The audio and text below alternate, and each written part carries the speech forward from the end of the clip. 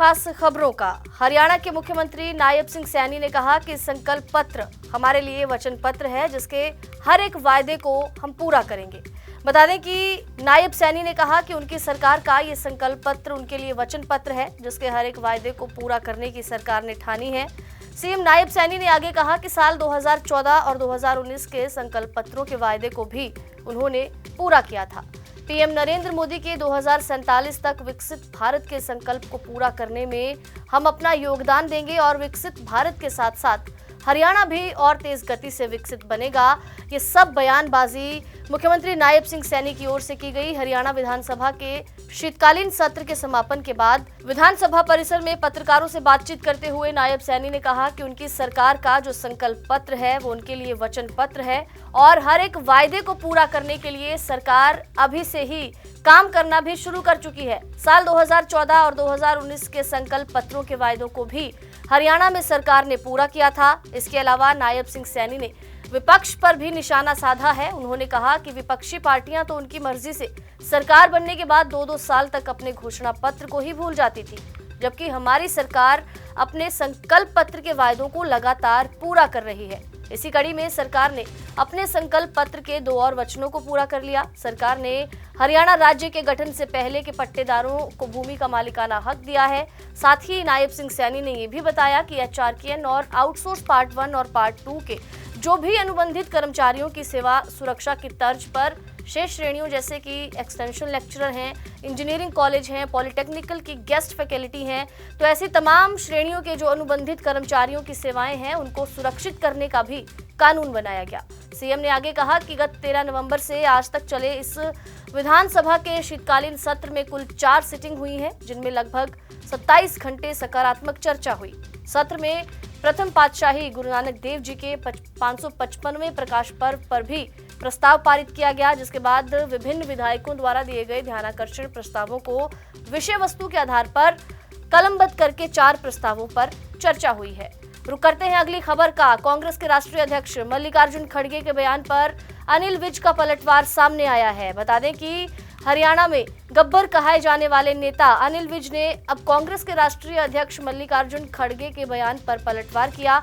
खड़गे ने नारा दिया कि डरोगे तो मरोगे, पर हरियाणा के कैबिनेट मंत्री अनिल विज ने यह कहा है कि मल्लिकार्जुन खड़गे हमेशा मरने की बातें क्यों सोचते हैं, आदमी को पॉजिटिव होना चाहिए। तो वहीं उन्होंने महाराष्ट्र चुनाव पर मौलाना सज्जाद नोमानी के बयान पर भी प्रतिक्रिया दी है। अनिल विज ने कहा कि जो भी मुसलमान बीजेपी को वोट डालेगा उसका हुक्का पानी बंद किया जाएगा। इसी के साथ उन्होंने किसानों द्वारा 6 तारीख को बिना ट्रैक्टर ट्रॉली दिल्ली कूच करने के बयान पर भी अपनी प्रतिक्रिया जाहिर की है। साथ ही कई मुद्दों पर अपनी प्रतिक्रिया अनिल विज ने पत्रकारों के सामने जाहिर की।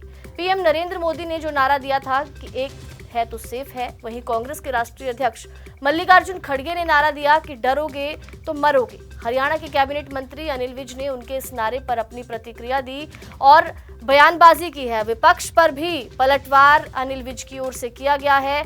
आपको बता दें कि अनिल विज ने ये कहा कि सदियों से ये बात हमारी दादी माएँ बताती थी, कि हमारे टीचर बताते थे, हमारे प्रोफेसर बताते थे कि इकट्ठे रहोगे तो ठीक रहोगे।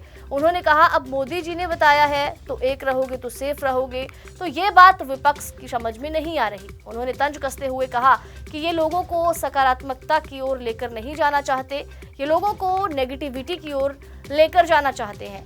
अगली खबर दिल्ली से, जहां पर दिल्ली पुलिस ने चीन के एक नागरिक को धोखाधड़ी के मामले में गिरफ्तार किया। दिल्ली पुलिस ने चीन के एक नागरिक को धोखाधड़ी के मामले में गिरफ्तार किया है। जालसाजी नेटवर्क को ऑपरेट करते हुए 100 करोड़ रुपए की धोखाधड़ी करने का आरोप उस शख्स पर लगा।